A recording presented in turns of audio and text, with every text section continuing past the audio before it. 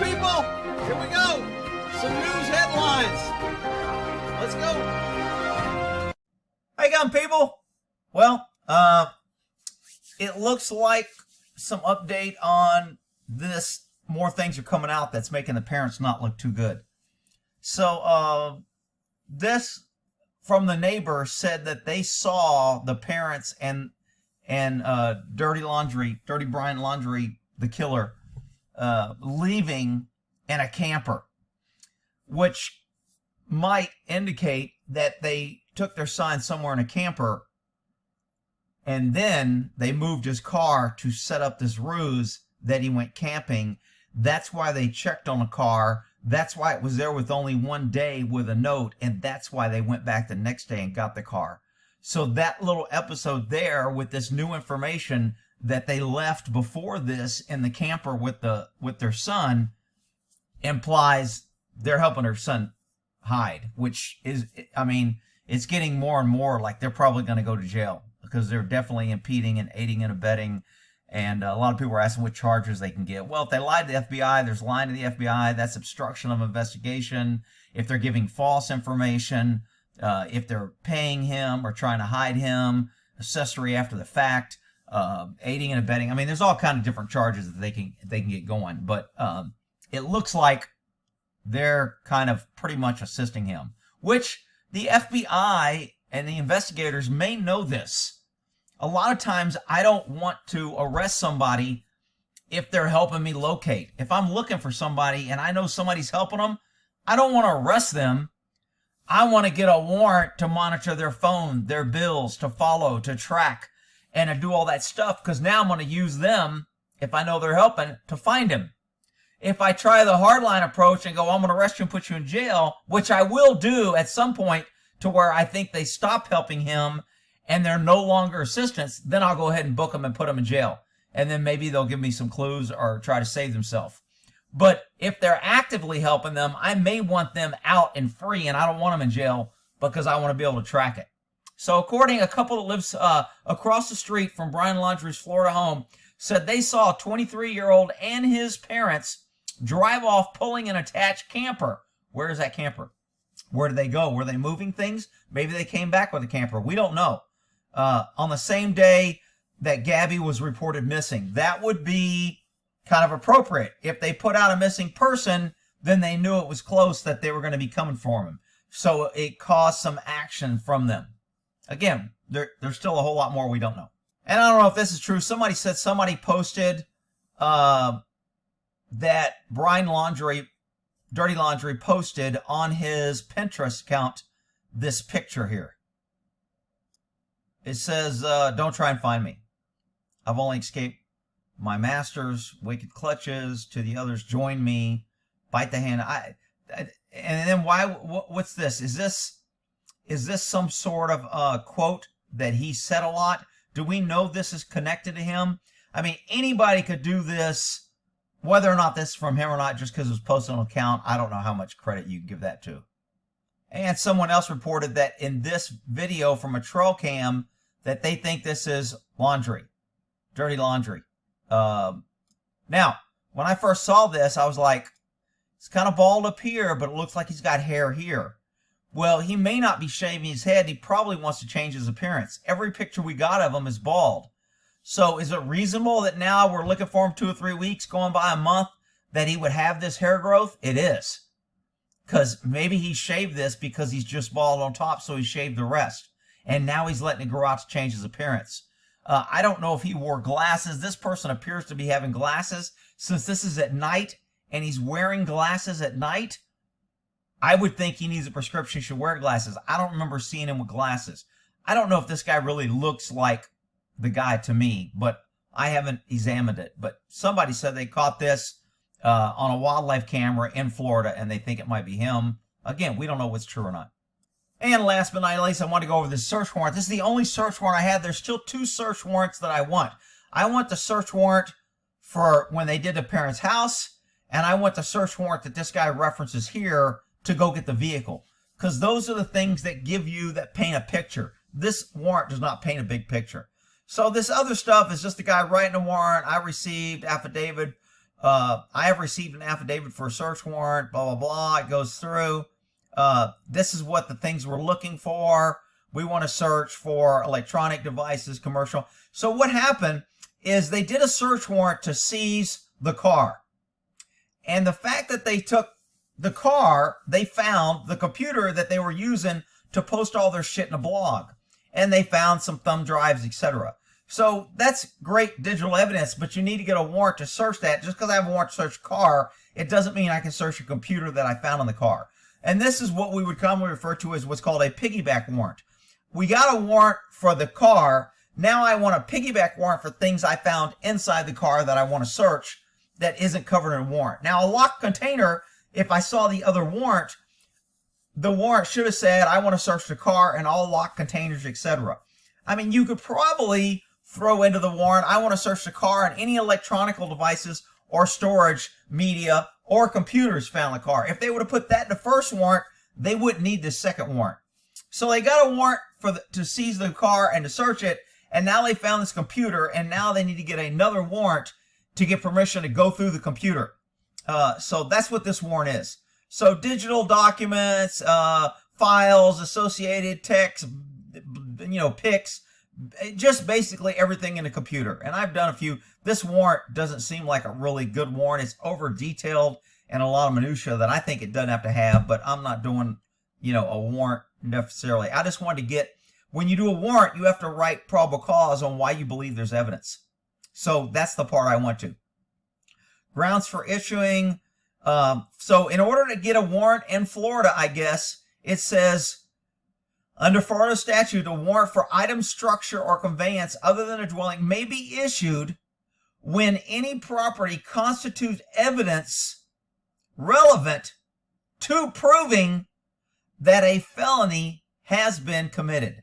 So this is the pretense that they're getting a warrant. We want to prove that a felony was committed. Obviously the murder of, but they don't know the murder. Remember, this is pre-body that this warrant was issued. They have not found a body. So they can't say we think we have a murder in a body. So this is basically on a missing person, which really isn't a crime. So they kind of finagle that her disappearance and her mental health she's a danger to herself. Again, not a crime.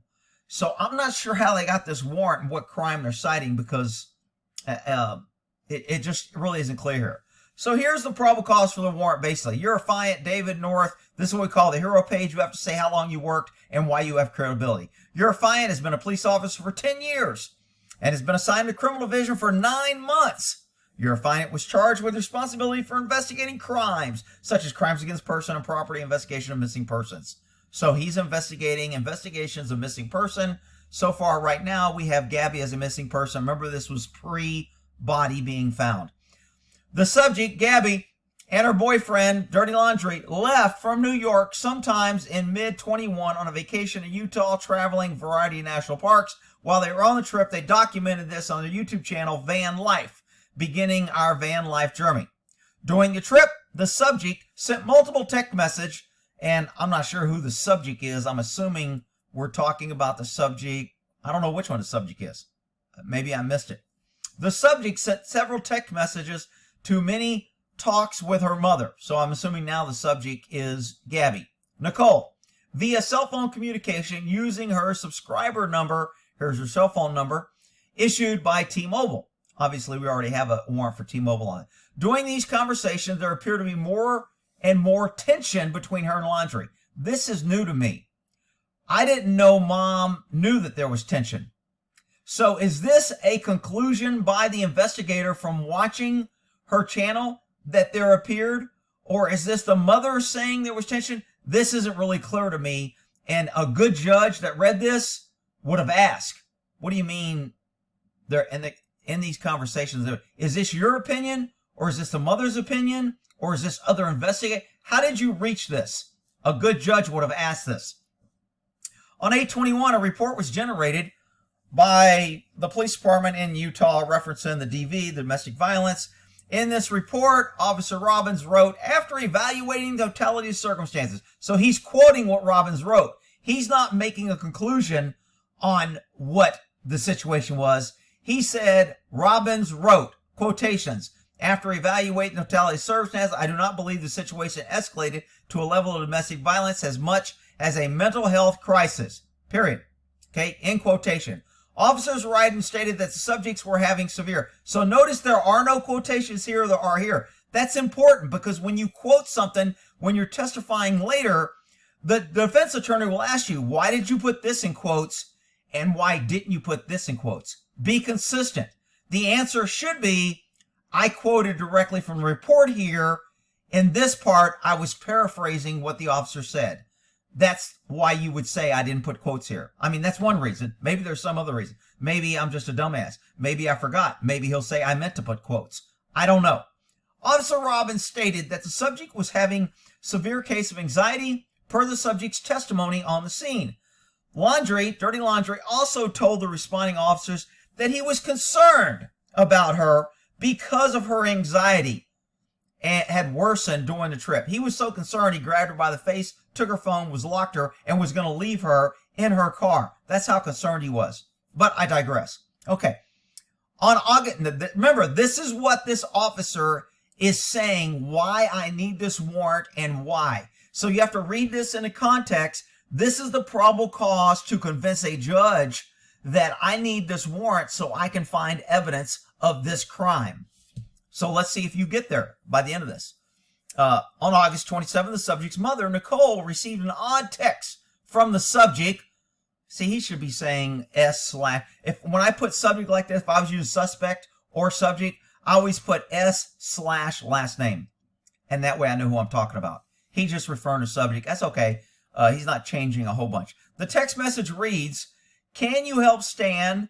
I just keep getting his voicemails and missed calls. The inference to Stan was regarding her grandfather. But per the mother of the subject, she never calls him Stan. What does she call him? The mother concerned that something was wrong with the daughter. Nowhere in any documentation I read has any cop asked, if she doesn't call him Stan, what does she call him? Pawpaw, Pappy, Grandpa? What does she call him? That's just being thorough. So again, I'm kind of critical on police reports and warrants because I've had to clean up a lot of reports because cops do shitty reports and they're lazy and they're not trained and nobody holds them accountable. So they write shitty reports and then I end up having to clean it up. I have to ask all these questions so my report is thorough. So somebody's going to come here, Rick, why are you always picking on the cops? You think you're perfect? Shut up, you freaking crybabies. All right. Number 6. This was the last communication anyone ever heard from Gabby. Her cell phone was no longer operational. Was it turned off? Where was the last operation? Those are questions that pop into mind. Did you guys find the cell phone? What is the explanation for her phone? What did the phone company say? Was her phone just turned off? Or did it just go dead? And what happened? She stopped posting anything on social media about their trip. When? On August 27th? I would have reaffirmed a date. Remember, I want to write this so the reader can follow it by the numbers very easy. I don't want to have, like I just had to do, when is she talking about? I had to go back to the paragraph and find the date. I shouldn't have to do that when I'm reading something. And you shouldn't make the judge do that. And a good judge will say, why are you making me go back? Why is it taking me longer? You need to get better in your warrants. The DA should have said that when he reviewed it and said, hey, add the date here. But, someone else will say that I'm being picky and it's not that big of a deal. That's okay too. Again, my job, I think, when I'm writing a warrant, I want it easy to follow. I don't want anybody to ask questions. I don't like when a judge asks me questions. If a judge asks me a question about my warrant, I feel I failed in writing the warrant and painting a clear picture. I am glad the judge asked me. I want to make it clear because when it goes to court and I'm in front of a jury, I want to make sure that my warrant is as good as it can be. But cops, because they're arrogant and they're ego and they think they're perfect and nobody ever questions them, when they kill unarmed people, they're not even questioned. Nobody wants to question a cop because they're all heroes and we got to support them. All right, I digress. Here we go. On September 11th, change date, we jump from the 27th to the 11th, the subject was entered as a missing person. I would have got more detailed in here, but that's okay. Based on the reports from the Utah police, it appears the subject is also endangered due to mental health concern. So he's saying that she's entered as a missing person. So now this is a missing person investigation. I'm still not sure of the crime. Where is the... For me to get a warrant in California, I need to show any felony or misdemeanor or any public offense. I haven't found a public offense, so I'm not sure that this warrant would fly in California. You would have to show some sort of public offense. Misuse of a phone. See, I would probably be using the domestic violence in Utah leads me to believe that there was ongoing domestic violence because of all the tension and constant growing of tension between them, and the domestic violence to where he already once tried to attempt to take her car and remove her phone and leave her. I think a domestic violence did occur. I think not only did it occur in Utah, I think there was another one, and that's why she's missing now. And I would have tried to tie it that way in order to get this warrant. I'm not saying my way's better or whatever. I'm just saying that's how I would have had to do it in order to connect it to a crime. Based on the reports from Utah police, the subject also in danger due to mental health concern. On September 11th, see, he reported the date here. Why did he say the date twice here, but here he didn't? Inconsistency. Man, when I'm reviewing a report, when I'm an FTO, if I'm reviewing a guy's report and I'm training him, you better be freaking consistent. You either put quotations or you don't. You put the date every time or you don't. You make it flow or you keep it the same. Whatever it is, be consistent. September 11, 21, the subject's van, a white Ford Transit bearing the tag, was located at the address. This is something I did not know, and it hasn't been reported. On September 11th, the subject's van, tag, blah, blah, blah, was located at the address 4343. This is the parent's address, North Point, Florida, per a license plate reader installed. So a license plate reader found this van. I thought Gabby's parents found the van and told the cops the van were there. I thought somebody else told the cops. They found the van through a license plate reader. To me, that makes it worse that the van was back and nobody knew it unless a license plate reader found it. Wow. Entered on September 11th. So the vehicle was entered on September 1 and it was found on September 11th by a license plate reader, not because anybody reported it. Brian Laundrie's family stated, I'm assuming this is September 1. Again, we didn't put the date again. On September 11th, so we're still on September 11th, even though the license plate, see, you switch dates here. So this is this writing. We switch dates. We're talking about on September 11th, and then we throw in September 1st. And now we do a new paragraph. Are we talking about the 1st or the 11th? I know he's talking about the 11th, but it just doesn't flow. It would have been easier on September 11th when the license plate reader located the van, we contacted the party, and that would have made it clear what's going on. We just skipped to a new paragraph. Brian Laundrie's family stated that the subject was not at the residence. When? I'm assuming September 11th, but I'm not sure. Was not at the residence, and they did not know his whereabouts. They refused to allow Brian to speak. This doesn't make sense. If he wasn't at the residence, why are they refusing to allow him to speak? He's a freaking adult. You don't tell me I can't speak to your son. I don't give a shit if you have an attorney. I want to know where he is. Either he's here or he's not. You ain't going to tell me he's not here and I don't want you talking to him. You ain't his mommy and daddy and he ain't breastfeeding on you. Don't give me this bullshit and start telling me that I can't talk to him. So I don't know how the cops handle this, but this right here statement just kind of like, really? The parents said he's not there and they refused to allow Brian to speak with him? How do they stop him from speaking with him if he isn't there? Doesn't make sense to me. If I have questions, the DA should have had questions. The judge should have had questions. They refused to allow Brian to speak with law enforcement and directed the officers to the scene to speak to their attorney. That does not make any sense to me. Either he was there and they said he wasn't there, or he was there and they refused to let him speak. To me, that's inconsistent.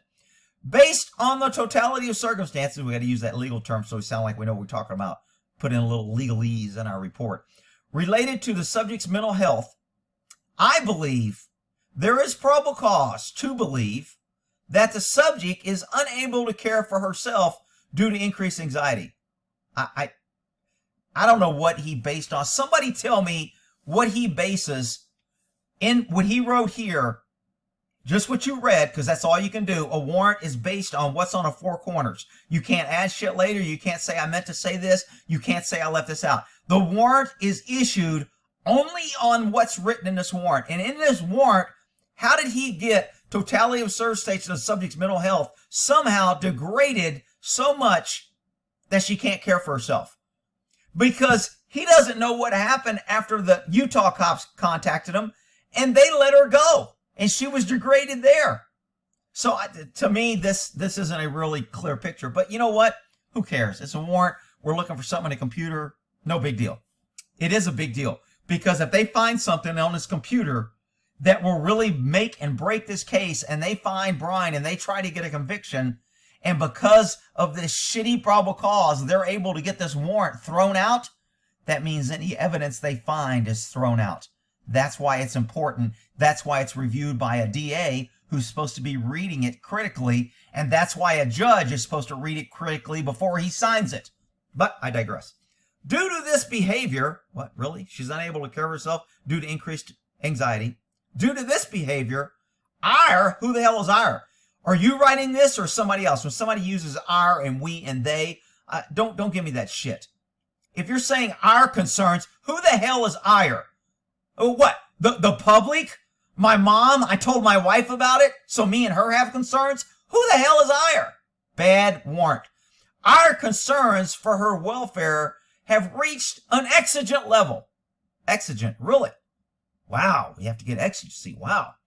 Her cell phone has been turned off for approximately 15 days, and there has been no sightings of her since August 27th. Okay? On 9/14, so we went from September 11th, we're writing September, and now we're writing numbers for date. Really? Consistency. You freaking cops, who is teaching you guys how to write freaking warrants and reports? Why are you putting September 11th here, and now we're putting 9/14 here? On 9/14, Rick, you're just really picky and you don't like cops. Shut up, you freaking crybabies. On 9/14/21, approximately 7 p.m., a signed search warrant was executed for the vehicle. Right here, it should have said that warrant is attached and incorporated as Exhibit A. I always, when you're getting a piggyback warrant, which is what he's doing, you always attach the original warrant because you need to know if you're going to reference a warrant, the judge has to know whether that warrant would pass his scrutiny. And if it's incorporated, then all the stuff in that warrant helps your warrant. So because he's writing a shitty warrant and leaving things out, had he incorporated the previous warrant, it wouldn't be left out. Maybe the other cop covered shit that he should have covered and didn't, but now he's got cover because he incorporated the original warrant. He doesn't do that. Bad move.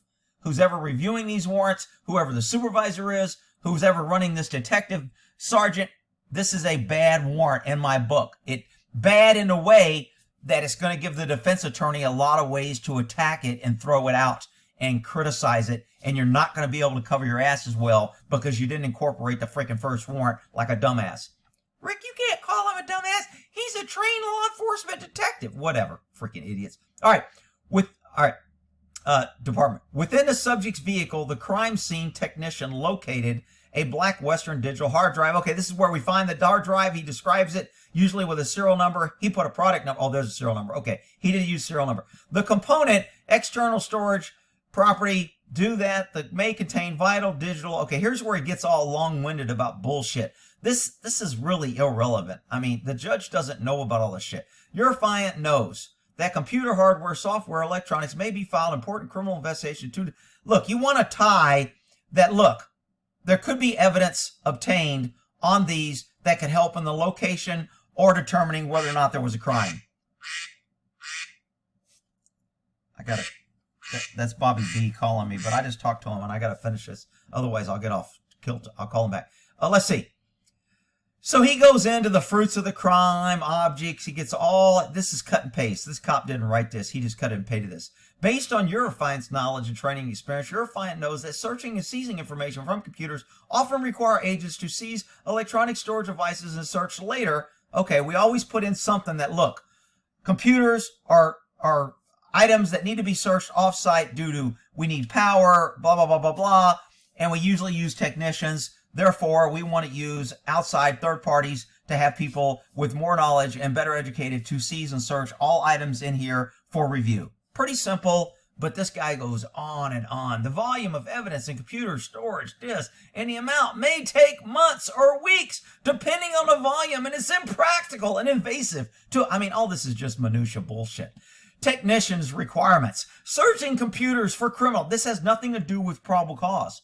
You state why you want to go search it, and then the judge determines that. The judge doesn't need to know all this crybaby shit about some of it may be hidden and compressed and password protected and encrypted. And because computers are vulnerable and independent and may have booby trap. What is all this fucking bullshit? What is it? You're adding shit to make a warrant look, to make yourself look good? You are going to have to get on a stand now because you put all this bullshit in here and you cut and pasted this, and they're going to be able to question you on everything. What is an encrypted file? Can you tell me what's the difference between 128 and 258 or 556 encryption? And what is and you're not going to know. But you're using this in your warrant, and now they're going to be able to make you look like shit on the sand. So any defense attorney is going to be to use all this technical bullshit that didn't need to be in here. And they're going to say, why did you put it in a warrant if you're not an expert? Why did you play off to the warrant that this was important for the judge to give you a warrant? And yet I've asked you 30 questions now that you don't know the answer to. What is a booby trap? Do you know whether it's digital? Do you know if it's activated by power or not power? Do you know if it has to be? Is there booby traps that can be activated through a cellular site? How many ways can a booby trap be activated? And if you don't know all this, you're going to look like an idiot. So, and maybe this cop knows all this. You know, he's been a cop for 10 years. He's been an investigator for 9 months. So maybe he knows all this. But to me, I don't put a bunch of bullshit in there that I don't know about in my freaking warrant. Necessity to search files in varying formats, particularly a piece of evidence, may be intentionally trying to consider. What does this have to do with why you need a judge to sign a warrant so you can search this shit? Has nothing to do with this. Nothing. All right, so we went on and on. Necessity to establish this. It's important for investigators. And I get it, dude. You need to search this. You've already gave your probable cause. What is all this bullshit? In light of these searches, Unverified hereby requests court's permission to search the computer hardware, associated peripherals, and believe, and it says some evidence described in the warrant to, Jesus. Based on the foregoing fact, Unverified, he could have just skipped to here. Based on the foregoing facts, Unverified needs to be searched. Wherefore, the Unverified respectfully requests a search warrant be issued, blah, blah, blah, blah, blah. Evidence sought. Okay, great. We're looking for electronic mail, blah, blah, blah, all electronic. Okay, this is standard, cut and paste. I'm okay with that. And then it's signed. Then down here, received this warrant on the 15th day of September, executed, blah, blah, blah, blah, blah, blah. All right, so that's the search warrant. It doesn't give me a whole bunch. Where the meat and potatoes of a search warrant is the probable cause. And that's where we get into why do you believe a crime occurred, tie together how the crime, evidence of that crime is going to be found on where you want to search. That's it. And the standard is low. Remember, it's a fair probability. So I don't have to convince you like I'm going to court to get a conviction. It's a fair probability. I think there's evidence on these files. I think it's on there because she was using this to do logs and it stopped. She's missing. Her phone is missing. He's not talking to us. He showed up with her van registered to her name and we don't have any explanation. We have that there was a DV. She seemed a little emotional then and now she disappeared. We want to find her and we think we'll find evidence in this computer. That's basically all you need in order for the judge to say, that sounds reasonable. I think you might find evidence too. Go search the computer. Let me know what you find. That's what a warrant is, people. All right. So that's what we have now. They're still looking for him, and I'll keep you guys updated. This is a fun little case for me because, you know, I enjoy digging through this and kind of figuring out how the hell the FBI didn't have a lead on him or a contact on him is beyond. I mean, that is the ultimate incompetence of the case of the century, that you have a missing person and you know this guy showed up and he is your primary suspect. Rick, you can't call him a suspect. Okay, he's your person of interest for you PC little crybabies that make you feel good. He is the primary suspect, and you know that he's probably going to run, and you don't have anybody watching him or any way to track him, and you let him get away. Colossal failure by the FBI. Ooh, those guys are good. All right, we'll end that there.